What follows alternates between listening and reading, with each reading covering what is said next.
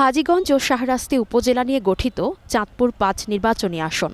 জামায়াত ইসলামীর নেতৃত্বাধীন ১০ দলীয় জোটের প্রার্থী ডক্টর নিয়ামুল বশির, বিএনপি মনোনীত প্রার্থী ইঞ্জিনিয়ার মমিনুল হক সহ এ আসনে নির্বাচনী মাঠে রয়েছেন ৭ জন প্রার্থী। প্রতীক নিয়ে ইতোমধ্যে সকলেই ব্যস্ত প্রচার প্রচারণা নিয়ে। বিগত দিনের মতো নির্বাচন দেখতে চায় না এই আসনের ভোটাররা। জনগণের সুখে দুঃখে পাশে থাকবে, শিক্ষা আর অবকাঠামো উন্নয়নে অবদান রাখবে এমন প্রার্থীকে ভোটে বিজয়ী করতে চায় তারা। এই দেশে আগে অনেক এমপি আইছে, অনেক এমপি গেছে, আমরা সেরকম এমপি চাই না। যিনি সৎ এবং ভালো কাজ করবে এবং আমাদের পাশে থাকবে, আমরা ওনাকেই মূলত চাই। দেশের মানুষের শান্তির জন্য একজন যোগ্য দক্ষ ব্যক্তি চাই।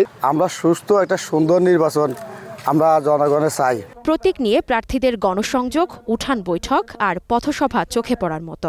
শিক্ষা, স্বাস্থ্য, বেকারত্ব দূর আর অবকাঠামো উন্নয়নে ভূমিকা রাখার প্রতিশ্রুতি প্রার্থীদের। ১০ দলীয় জোটের যে আমাদের যে অঙ্গীকার, সেটা হচ্ছে যে আমরা স্বাস্থ্য খাতকে এবং শিক্ষা খাতকে সর্বোচ্চ প্রায়োরিটি দেব।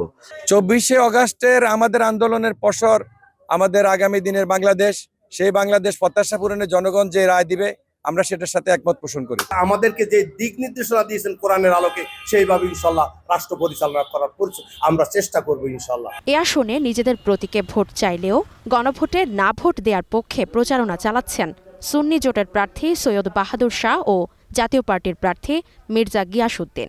২ উপজেলা নিয়ে গঠিত এ আসনে মোট ভোটার ৫,২০,৫২২ জন।